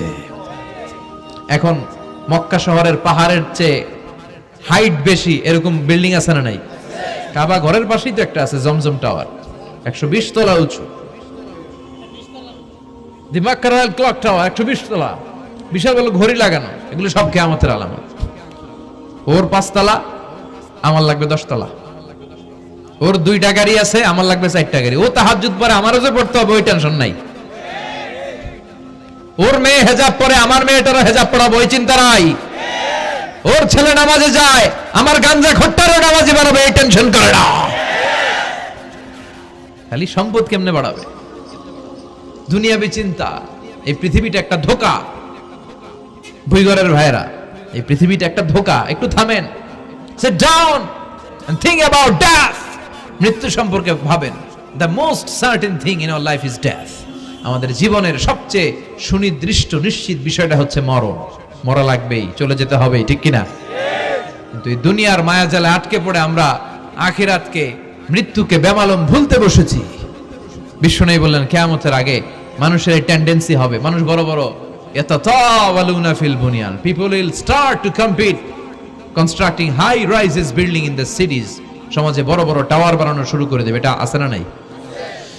এরপর বিশ্বনবী বললেন যুহুরুন নিসা আল কাসিয়াত আল আরিয়াত আল মাইলাত আল মুমিলাত, কিয়ামতের আগে পোশাক পরিহিতা নেকেড উলঙ্গ নারীদের সংখ্যা বেড়ে যাবে। ভুইগরে মাশাআল্লাহ সব পর্দা মেইনটেইন করে, আশা করি। হ্যাঁ, স্থানীয়রা পর্দা করে, আলহামদুলিল্লাহ, আল্লাহ তুমি কবুল করো। কিন্তু গোটা বাংলাদেশের দৃশ্য কি ভুইগরের মতো? না, ভয়ঙ্কর। বিশ্বনবী বললেন কাসিয়াত আল আরিয়াত আল মাইলাত আল মুমিলাত, পোশাক পরিহিতা উলঙ্গিনী, মানে বোরকাও পড়বে, বোরকাওয়ালি। তিনি বোরকা পড়েন কিন্তু টাইট ফিটিং বোরকা, আছে না নাই? তো এতে আপনি, আমার মায়েরা, আমার বোনেরা, আমি আপনাদেরকে সবসময় সম্মান দিয়ে কথা বলার চেষ্টা করি, একটু বোঝেন। এই যে আপনি টাইট ফিটিং এর বোরকাটা পরলেন, এতে লাভটা হলো কি? আপনার দেহের উঁচু নিচু ভাঁজ টের পাওয়া যায়, আপনার সৌন্দর্য প্রকাশ পেয়ে যায়।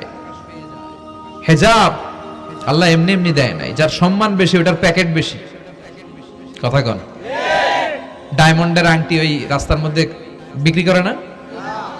স্বর্ণের আংটি না, ওইটা স্পেশাল মার্কেটে বিক্রি করে। কোন মার্কেটের সামনে পুলিশ রাইফেল নিয়ে দাঁড়ায় থাকে না, কিন্তু স্বর্ণ মার্কেটের সামনে রাইফেল আছে না নাই? ভিতরে স্পেশাল সিকিউরিটি আছে না নাই? গ্লাস ফিটিং করা, ওইখানে সিকিউরিটি আলাদা, স্পেশাল লকার আছে না নাই? কারণ এটার দাম বেশি, তাই এটার পর্দা বেশি, প্যাকেট বেশি। সুবহানাল্লাহ পড়েন। নারীদেরকে তো ইসলাম মর্যাদা দিয়েছে, বিষ্ণু বলেছেন দুনিয়া কুল্লুহা মাতা ওয়া খায়রু মাতা'আদ দুনিয়াল মারআতুস সালিহা। দুনিয়ার সব হলো সম্পদ, আর এই সব সম্পদের মধ্যে সবচেয়ে দামি সম্পদ হচ্ছে নেককার নারী। এদের পেটগুলা খনি। এই নেককার নারীগুলো যদি হিজাব মেইনটেইন করে, এই পেটগুলো থেকে আল্লাহওয়ালা বেরোবে, নাজমুস সাকিব বেরোবে, কারি আহমদ বিন ইউসুফ আল আজহারি বেরোবে, বড় বড় মুফাসসিরে কোরআন বেরোবে। আর যদি হিজাব না করে, জি বাংলা স্টার জলসা নিয়ে মশগুল হয়ে থাকে, হ্যাঁ, টেন্ডারবাজ, চাঁদাবাজ, ডাকাত, এগুলো বেরোবে। ওজনে কম দিবে, খাদ্যে ভেজাল দিবে, মাছে ফরমালিন দিবে, গাঞ্জার টাকার জন্য লাথি মেরে মারে ঘর থেকে বের করে দিবে। এজন্য নারীরা, আমার বোনেরা, আপনারা অনেক সম্মানিতা। নিজেদের সম্মান সম্পর্কে সচেতন হন। এই হেজাব আপনার অধিকার। এই হেজাব নারীর অহংকার। হেজাব নারীর আভিজাত্যের প্রতীক। হেজাব নারীর রুচির প্রতীক। আপনার রুচিটা কেমন আপনার পোশাক দেখে বোঝা যায়। কথা কন। যে মেয়েটা হিপ হপ স্টাইলে চলাফেরা করে, গ্যাংনম স্টাইলে, এই মেয়েটারে ইফটিজিং করার সুযোগ আছে না নেই? কিন্তু যে হেজাব মেনটেন করে যেই নারীরা চলে, এদেরকে দেখলেই একটা সম্মান চলে আসে। কি ভুল বললাম? একটা সম্মান আসে না? আপনাদের সম্মানটা আপনারা রাখবেন। বিষ্ণু বললেন যুহুরুন নিসাল কাসিয়াতাল আরিয়াতাল মাইলাতাল মুমিলা। কিয়ামতের আগে পোশাক পরিহিতা উলঙ্গিনী নারী বেরোবে। লা ইয়াজিদনা রিহাহা লা ইয়াদখুলনাল জান্নাতা ওয়া লা ইয়াজিদনা রিহাহা। এই নারীগুলো জান্নাতে তো প্রবেশ করবেই না, জান্নাতের ঘ্রাণও নাকে লাগবে না। ওয়া ইন্না রিহাহা তুজাদু মিন মাসিরাতি 500 সানা। আর জান্নাতের ঘ্রাণ 500 বছর দূরের রাস্তা থেকেও টের পাওয়া যায়। খেয়াল করে বুঝেন, এখান থেকে জান্নাতে পৌঁছতে আরো 500 বছরের রাস্তা। কয় বছরের? এত দূরে থাকতে জান্নাতের সুবাতাস এসে আপনার নাকে ধাক্কা লাগবে। সুবহানাল্লাহ পড়বেন না? এই নারীগুলো জান্নাতে যাবে না, জান্নাতের ঘ্রাণও পাবে না। এজন্য বাবা যারা এসেছেন সচেতন হন। আপনার মেয়ে চাইলেই যে কোনো ড্রেস আপনি তাকে কিনে দিতে পারেন না। মায়েরা যারা আমার কথা শুনছেন, আপনার মেয়ে আবদার করবে, সে তো ছোট, সে কি বুঝে? কিন্তু দেখবেন অনেক বিয়ের অনুষ্ঠানে আমি দেখেছি, মায়ের বয়স হচ্ছে 60, মায়ের হাত মোজা, পা মোজা, বোরকা লাগাইছে 2টা, পাশে ষোড়শী, অষ্টাদশী, তন্নি, সুন্দরী, সুস্নিগ্ধা এক মেয়ে, বয়স মাত্র 18, ওর বুকে ওন্না নাই, ওটা গলায় শোভা পাচ্ছে। এই 60 বছরের বুড়া মহিলার দিকে কেউ তাকাবে? ওনার তো ডেট এক্সপায়ার্ড। Date expired. ওনার সৌন্দর্য যা ছিল সব শেষ। তার দিকে তাকাবে না। তার উঠতি বয়সের তরুণ মেয়েটার দিকে অনেকে তাকাবে, কারণ এটা জেনেটিক্যাল একটা ইস্যু। একটা পুরুষ একটা নারীর দিকে জেনেটিক্যালি আকৃষ্ট হবে, এটাই স্বাভাবিক, ঠিক কিনা? এজন্য আপনার হাত মোজা, পা মোজা আপনার দরকার ছিল না। আপনি পাতলা কাপড় বললেও সমস্যা নাই। কথা কন। হাত মোজা, পা মোজা দরকার ছিল আপনার যুবতী মেয়েটার হাতে, যুবতী মেয়েটার পায়ে। এজন্য আপনারা আপনাদের সম্মানকে বুঝবেন। যারা নারী স্বাধীনতার কথা বলে, নারী আন্দোলনের কথা বলে, এরা নারীদেরকে ঠকায়। এরা নারীদেরকে বিজ্ঞাপনের বিলবোর্ডে নগ্ন করে উপস্থাপন করে। রাস্তা দিয়ে হাঁটি, চোখ খুলতে পারি না। আমার মায়েরা, এরা আমার দেশের মেয়ে, এরা এই 56,000 বর্গমাইলের মেয়ে। এই মেয়েগুলোকে উলঙ্গভাবে হাফ নেকেড করে এই সিনেমা হলগুলোর পোস্টারগুলো যে দেয়া হয়েছে, এতে সম্মান বেড়েছে না কমেছে? ওদিকে চোখ তুলে তাকানো যায়? এজন্য নারী স্বাধীনতার কথা যারা বলে, এদের কথায় ফাঁদে পা দিবেন না। এরা আপনাদের সম্মান বাড়াতে চায় না, এরা আপনাদেরকে বিলবোর্ডে উঠাতে চায়, আপনাদেরকে উলঙ্গ করে রূপালী পর্দায় উঠাতে চায়, টিভির পর্দায় আপনাদেরকে নেকেড করে উপস্থাপন করতে চায়। এদের ঘরেই নারীরা বেশি নির্যাতিত হয়, এদের কাজের মেয়েরাই বেশি নির্যাতিতা। আর সুযোগ পেলে এরা ধর্ষণে সেঞ্চুরি করতে দেরি করে না। এজন্য নারীদেরকে সম্মান দিয়েছে ইসলাম। আমার বোনেরা, আমাদের সম্মান যেন আমরা রাখতে পারি। আল্লাহ তুমি বোঝার তৌফিক দান করো।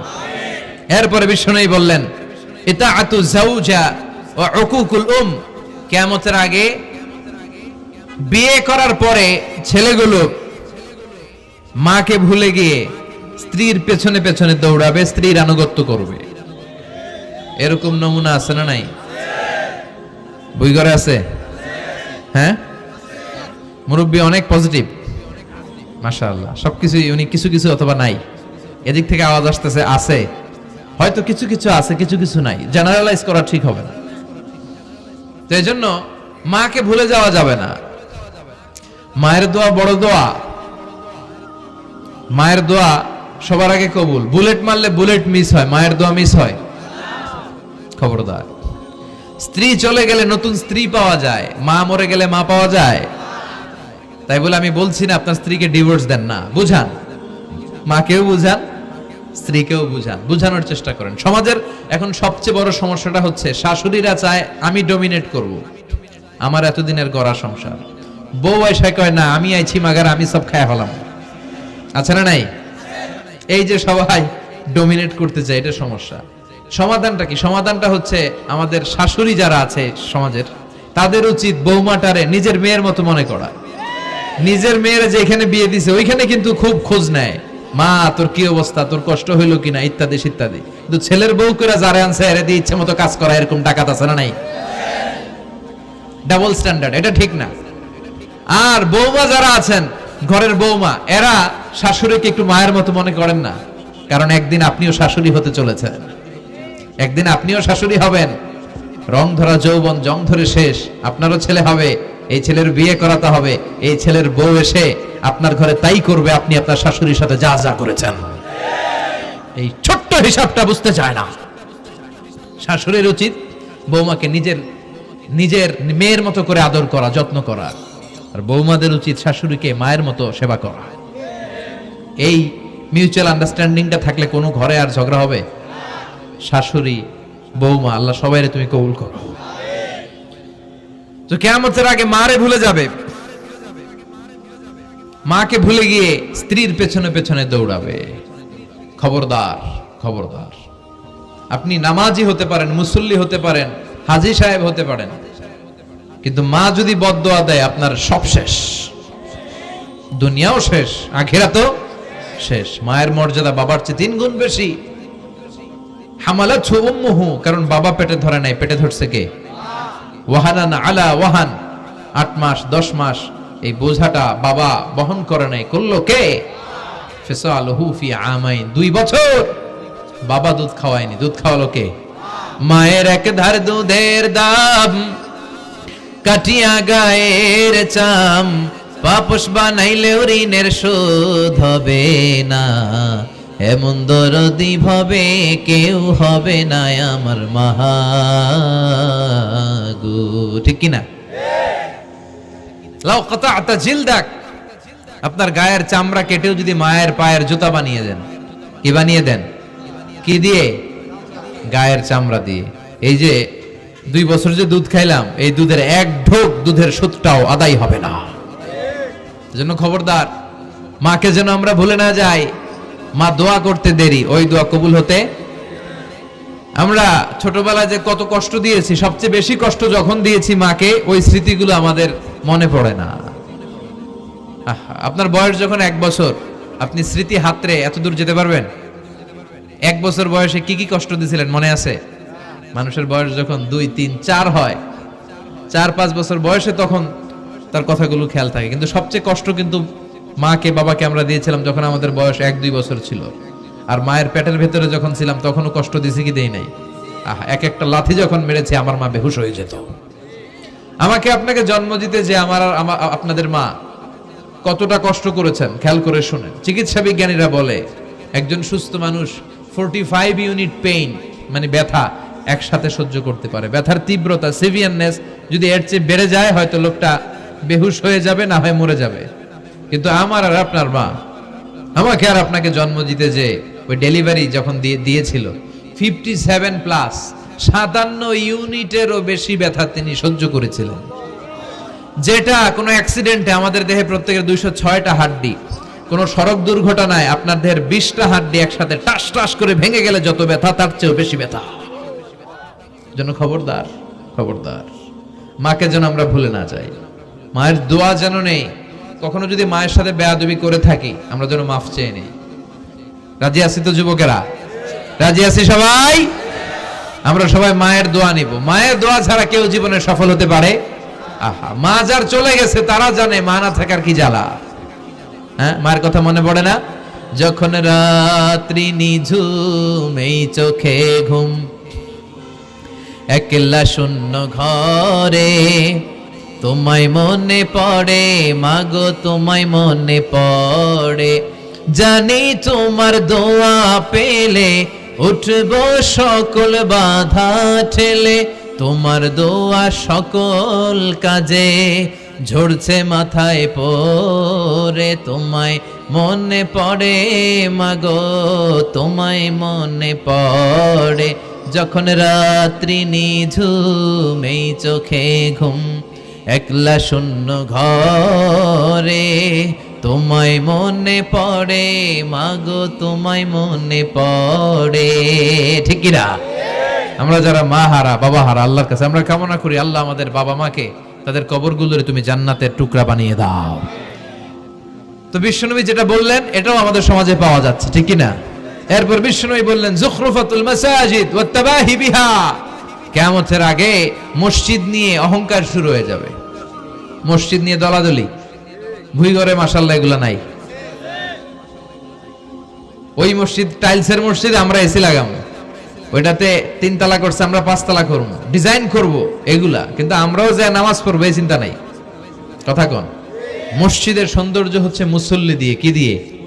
কিন্তু আমাদের মসজিদগুলো মুসল্লি শূন্য। ফজরের সালাতে বেহাল দশা, কথা বলেন, জোহরের সালাতে বেহাল দশা, আসরের বেহাল দশা, মাগরিবে একটু বাড়ায় আসে আবার বেহাল দশা, কথা বলেন। এজন্য মসজিদে গিয়ে সালাত পড়তে হবে, মসজিদ নিয়ে বাড়াবাড়ি করা যাবে না, দলাদলি করা যাবে না। মসজিদকে আমরা এত ডিজাইন করি, এটাও নিষেধ। মসজিদের সামনের দেয়ালে ঘড়ি টড়ি লাইটিং ফাইটিং এগুলো যত কম দেয়া যায়, তাহলে দৃষ্টিটা ওইদিকে যাবে না। লাইট টাইট সবকিছু পেছনে হবে, যার ঘড়ি দেখা দরকার পেছন থেকে দেখে নেবে, সামনের জায়গাটা হবে ফ্রেশ। কিন্তু এরকম মসজিদ বাংলাদেশে খুঁজেই পাওয়া যায় না, কথা বলেন। বিশ্বনবীর মসজিদ ছিল, বুখারীর বর্ণনা, ওয়াকানা সাকফুল মসজিদে জারিদুন নাখাল, বিশ্বনবীর মসজিদে নববীর ছাদ ছিল খেজুর পাতা দিয়ে তৈরি, ডালা দিয়ে তৈরি ছাদ। আর মসজিদে নববীর ফ্লোর ছিল বালুর ফ্লোর, বৃষ্টি হলে কাদামাটি হয়ে যেত। বিশ্বনবীর সাহাবীরা বর্ণনা করেন, রাআইতু রাসূলুল্লাহি সাল্লাল্লাহু আলাইহি ওয়াসাল্লাম ইয়াসজুদু ফিল মাই ওয়াত তিন, কাদামাটির উপরে বিশ্বনবী সেজদা দিচ্ছেন, নামাজ পড়ছেন। সালাম ফিরিয়ে বিশ্বনবী যখন সাহাবীদের দিকে মুখ ফিরিয়ে বসে তাসবিহ পড়তেন, সাহাবারা বর্ণনা করেন, রাআইতু আসারা তিনি ফি জাবহাতিহি, বিশ্বনবীর কপাল মোবারকে আমরা কাদার মাটি দেখতে পেয়েছি। আর আমাদের মসজিদে খালি টাইলস, তোরা ঢাকায় টাইলস, আমরা উজবেকিস্তান থেকে টাইলস নিয়ে আসো, আছে না নাই? এজন্য মসজিদ দিয়ে যেন আমরা দলাদলি না করি, মসজিদটারে যেন হেদায়েতের মার্কাজ বানায়। রাজি আছেন তো? বাচ্চাদেরকে মসজিদে যেতে দিবেন, আমি সব জায়গায় বলি। অনেক মুরব্বীরা আছে বাচ্চাদেরকে মসজিদে ঢুকতে দিতে চায় না, আছে না নাই? বাচ্চা ঢুকাইলে রেগে যায়, রেগে যান কেন? ওর বয়সে তো আপনি মসজিদের দিকে আসার খান নাই, মসজিদের দিকে উল্টায় পরে আসারও তো খান নাই। ও আসতে যাচ্ছে, আসতে দেন। বাচ্চারা মসজিদে আওয়াজ করবে, এতে কোনো সমস্যা নাই, বাচ্চারাই তো আওয়াজ করবে, আপনি করবেন?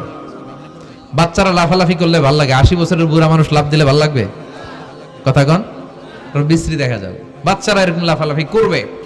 তুরস্কের বিভিন্ন মসজিদের দেয়ালে ফেস্টুনে ব্যানারে লেখা থাকে, নামাজ চলা অবস্থায়, জামাত চলা অবস্থায় যদি পিছনে বাচ্চাদের আওয়াজ চিল্লাফাল্লা শুনতে পাওয়া না যায়, তাহলে ভবিষ্যৎ প্রজন্ম নিয়ে তোমাদের চিন্তায় থাকা উচিত। পিছনে বাচ্চাদের আওয়াজ নাই, তার মানে আমার নাতিপুতি, আমার ছেলেমেয়েরা তো নামাজি হচ্ছে না। আর তারাবি নামাজ পড়তেছে, পিছনে চিল্লায় ফাটায় ফেলাইতেছে, তার মানে ইনশাল্লাহ ভবিষ্যতে নাতিপুতিরা সবগুলা মুসল্লি হবে। কথা বলেন, বুঝায় দিবেন যে বাবারা দুষ্টামি করিস না, কিছুক্ষণ থামবে আবার শুরু করবে। এটাই বাচ্চাদের সৌন্দর্য, এটা বাচ্চারা করলেই মানায়। বাচ্চাদেরকে যেন আমরা মসজিদে নিয়ে যাই। রাজি আছেন তো? আল্লাহ বুঝার তৌফিক দান করো। বিশ্বনবী বললেন, ইয়াতাকারাবুজ জামান তাতাকারাবুল আসওয়াক, কিয়ামতের আগে ইয়াতাকারাবুজ জামান, সময়ের বরকত কমে যাবে। 1 বছর মনে হবে 1 মাস, 1 মাস মনে হবে 1 সপ্তাহ, 1 সপ্তাহকে মনে হবে 1 দিন। এই যে 4 বছর ধরে এখানে তাফসীর হয়, তাই না? কথা কন। গত বছর আসছিলেন কারা কারা? হাত তোলেন। আসছে তো কম না, ভালোই আসছিল, হাত নামান। এই যে গত বছর ওয়াজ শুনে গেলেন, এই বছর আবার আসলেন, আপনাদের কি মনে হয় যে 1 বছর চলে গেছে? মনে হয় যে অল্প কয়েক মাসের ব্যবধানে এই বছরটা ঘুরে যেন আবার চলে আসলো, এরকম মনে হয় না? বরকত উঠায় নিচ্ছে কে? কথা বলেন। এরপর খাবারের স্বাদ উঠায় নিচ্ছে কে? আগে খাবারের যে স্বাদ ছিল এখন এটা আছে? আগে ইলিশ মাছ রান্না করলে যে ঘ্রাণ হতো, এখন এই ঘ্রাণ পাওয়া যায়। আগে শোল মাছের ঝোল রান্না করলে যে স্বাদ হতো, আগে চিংড়ি মাছ রান্না করলে যে স্বাদ লাগতো, এখন এই স্বাদ পাওয়া যায়। সব তুলে নিল কে? দেখেন বিশ্বনবী যা যা বললেন তার প্রমাণ সমাজে আছে না নাই? শুনতেছেন না কষ্ট হচ্ছে?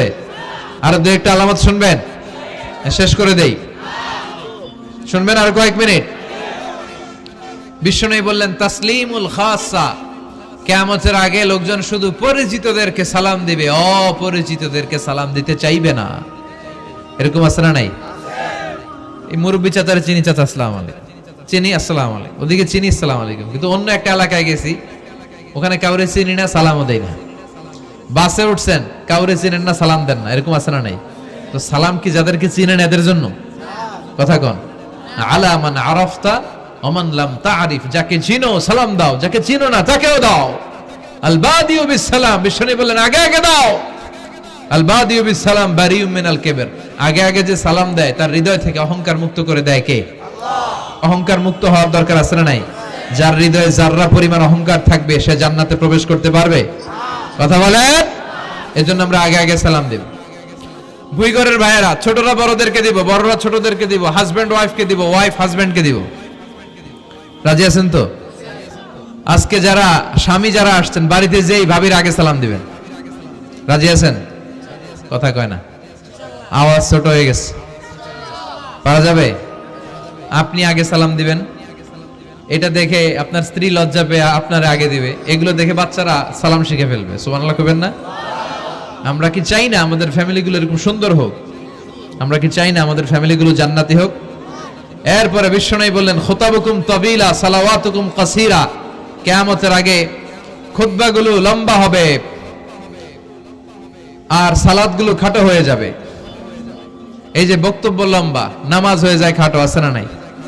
হুজুর ওয়াজ করেন, ওয়াজ টেস্ট লাগে, নামাজ টেস্ট লাগে না, আছে না নাই? এশার নামাজে পড়ে না, ফজর নামাজে পড়ে না, রাত 2টা পর্যন্ত ওয়াজ শুনে, আছে না নাই? এরকম করা যাবে না। নামাজ কামাই করা যাবে না। সবার আগে হবে নামাজের হিসাব। নামাজের হিসাব ঠিক তো আপনার পুরো আমলনামা ঠিক। নামাজে ভেজাল তো সব জায়গায় ভেজাল। প্রথম হিসাব নেওয়া হবে এই সালাতের, খবরদার।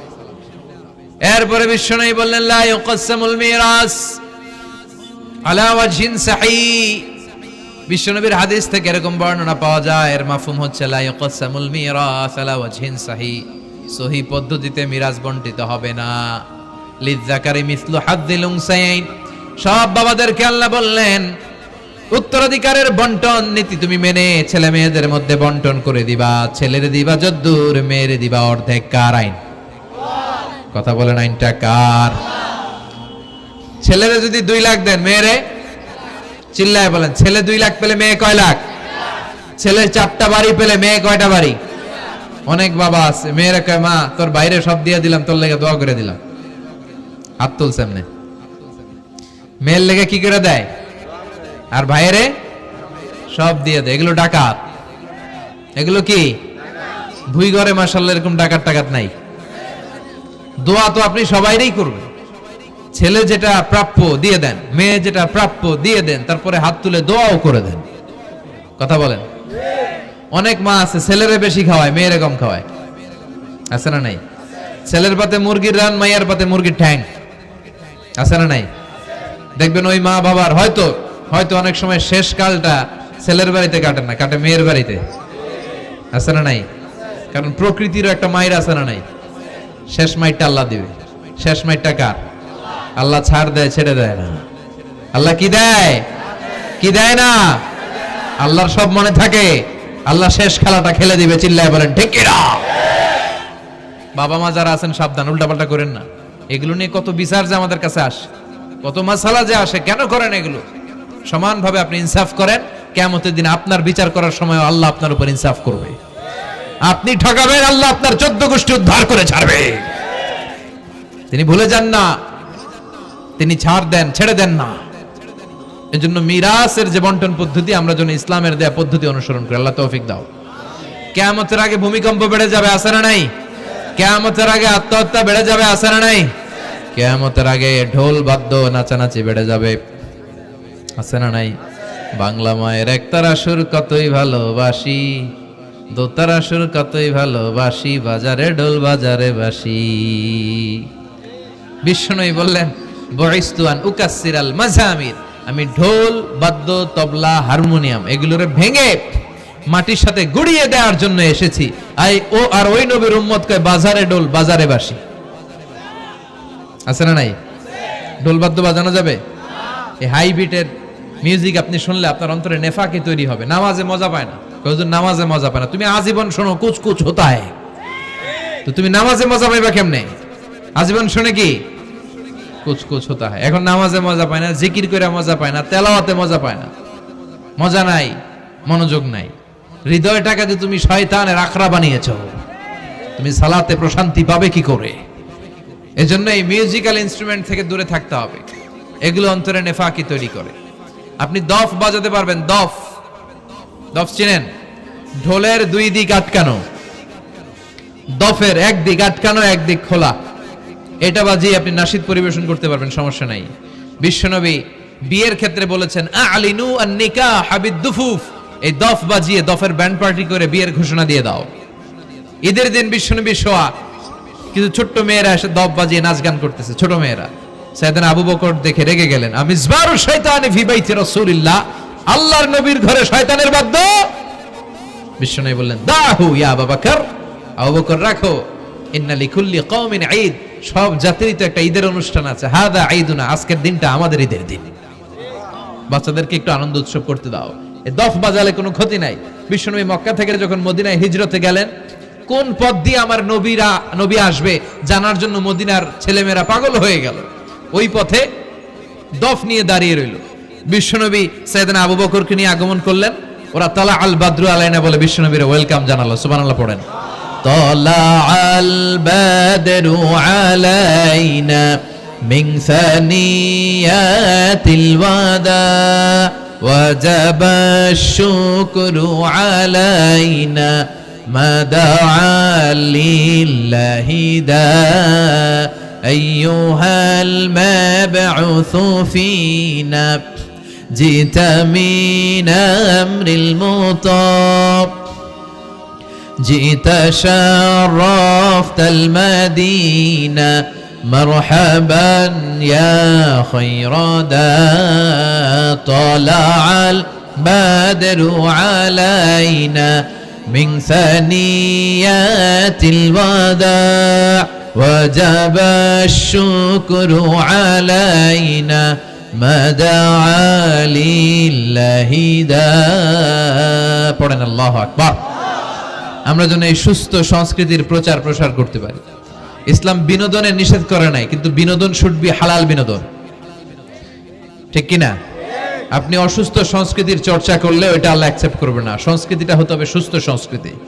আল্লাহ তুমি তৌফিক দাও। বিষ্ণু যা যা বললেন, ভুইঘরের ভাইয়েরা, তার প্রতিটি আমাদের আশেপাশে চোখের সামনে পেছনে আছে না নাই? এটা ফিতনার যুগ। কিসের যুগ? এই যুগে আমানতের খেয়ানত হবে, এই যুগে নারীরা বেপরদা হয়ে চলাফেরা করবে, এই যুগে নিজের ঈমান বাঁচানো কঠিন হয়ে যাবে। এই কঠিন বিপদের সময় আমাদেরকে বাঁচাতে পারে দুইটা জিনিস। কয়টা জিনিস? চিল্লায় বলেন কয়টা? দুইটা জিনিস শুধু আমাদেরকে বাঁচাতে পারে। এক হচ্ছে আল্লাহর কোরআন, দুই হচ্ছে বিশ্বনবীর সুন্নাহ, ঠিক কিনা? এই দুইটা জিনিসকে মারির দাঁত দিয়ে আঁকড়ে ধরে রাখতে হবে, তাহলে সে পথভ্রষ্ট হওয়ার কোনো সুযোগ। This Quran and Sunnah hour way to জান্নাহ, ঠিক কিনা? আওয়াজ করে আমার সাথে পড়েন, কোরআন and Sunnah hour way to জান্নাহ। আওয়াজ বাড়ায় দেন, পড়েন, কোরআন and Sunnah hour way to জান্নাহ। এই কোরআন সুন্নাহ আপনাকে জান্নাতের ওয়েতে উঠায় দিবে, রাস্তায় উঠায় দিবে। এই কোরআন সুন্নাহর সাথে যেন আমরা সম্পর্ক বাড়াই, তাফসির মাহফিলগুলোতে যেন বেশি বেশি যাই, এলাকায় যেন ইসলামী হালাকা তৈরি করি, প্রশ্নোত্তর পর্ব তৈরি করি, এতে করে নিজেরা যেন সমৃদ্ধ হই, কোরআন সুন্নাহর সাথে যেন সম্পর্ক বাড়াতে পারি। আল্লাহ তুমি তৌফিক দাও। আর জোরে পড়ে আমিন। যারা এই লম্বা সময় আমার বক্তব্য শুনলেন সবাইকে আমি আন্তরিকভাবে শুকরিয়া জানাই। যারা এই প্রোগ্রামের অ্যারেঞ্জ করেছেন তাদেরকে আমি শুকরিয়া জানাই। এই যে শুরু হয়েছে ওঠা বসা, বসেন, এগুলো আপনারা শিখছেন কোথায়? 2 ঘন্টা আলোচনা শুনে এরপরে ওঠা বসা শুরু করে দেয়। এই কথাগুলো আমরা বলি এত পরিবর্তনের কথা বলি, শৃঙ্খলায় যদি শিখতে না পারলাম তাহলে কি ইসলাম শিখলাম? ইসলাম তো শৃঙ্খলার অপর নাম, ঠিক কিনা? শৃঙ্খলা নাই, ওখানে ইসলামের কিছুই পালন হয় নাই, ঠিক কিনা? বসেন, আমরা একসাথে বিদায় নিব। যতগুলো কথা বলেছি কোরআন সুন্নাহর আলোকে বলেছি, বানিয়ে বলি নাই। তারপরে আমার মনের অজান্তে কোনো মিস ইনফরমেশন যদি আমার মুখ ফসকে বেরিয়ে যায়, সেগুলো যেন আল্লাহ তাআলা আমাদের স্মৃতিপট থেকে মুছে দেয়, আমরা পড়ি আমিন।